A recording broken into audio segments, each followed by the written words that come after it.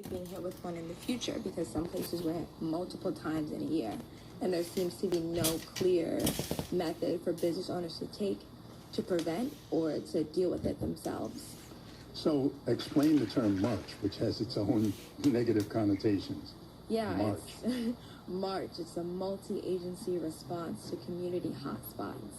And when I hear community hotspots, I'm like, we need to protect community hotspots. Like, community hotspots sounds like something we want to keep around, something that, celebrates culture and diversity, not something that we shut down and march into. And do you know when this program was started? I mean, when did the Liquor Authority and the police and the other agencies all come together and create this program?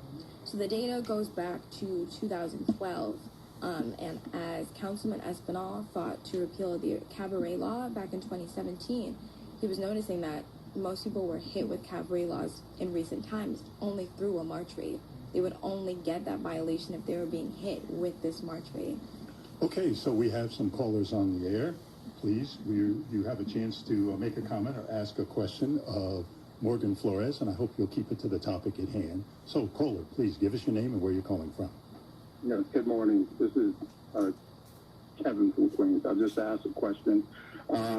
One, do you have any way of setting up for the proprietor a volume monitoring system where you can check the decibels that might help to prevent any charges or challenges that may come up if you have to go to court and challenge the violation? Mm-hmm. And the other is to check your leases, because sometimes it is not the immediate direct landlord, it's someone trying to force a situation where the lease is in violation and may attempt to just simply to end it as a matter of a breach of the lease agreement.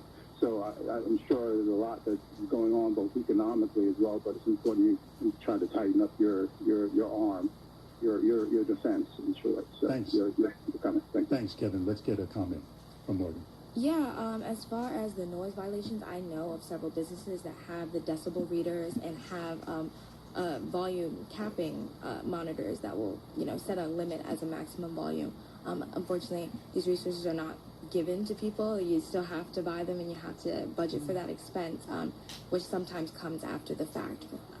Yeah, and it's a very, very important point. We're going to get right to the next call. It's a very important point, as Kevin said, to check your lease and to check the lease before you sign it. And if you think there's going to be an issue with that, that's the time to negotiate or not sign and just cross your fingers and hope it'll go away.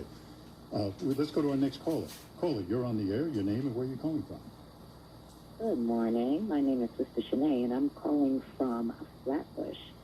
So I'd just like to state that I've definitely experienced this where there was, I want to call it a raid, because we were in a Caribbean-owned lounge. It's also, I guess, a restaurant during the daytime, but it's frequent by the neighborhood. And we were having a birthday celebration. So it was club hours. The music was not too loud. They immediately came in very, I don't want to say forcefully, but their presence was kind of intimidating. And they just told everyone to get out because it's going to be shut down, and they had to do an inspection. It was cool, but it was kind of early in the evening. And it was winter time. It was in March, so it was very cold outside.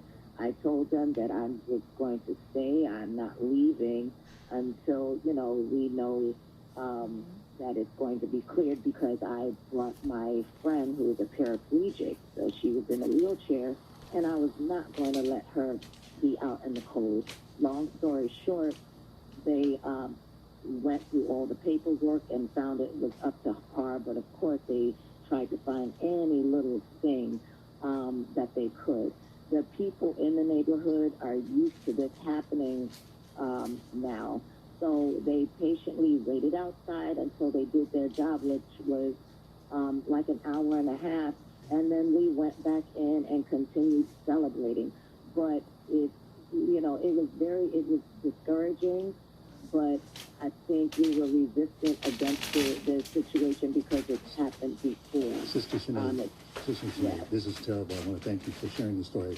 And any Well, let's go to the next caller. Maybe we can respond to a few of them at the same time. So y'all see that they're targeting neighborhoods where you can be eating, and they were coming in and raid the place because of calls saying there's noise going on and stuff like that. And statistically, they're doing it in people of color areas. Yeah. So y'all see what's going on, right? What's your question?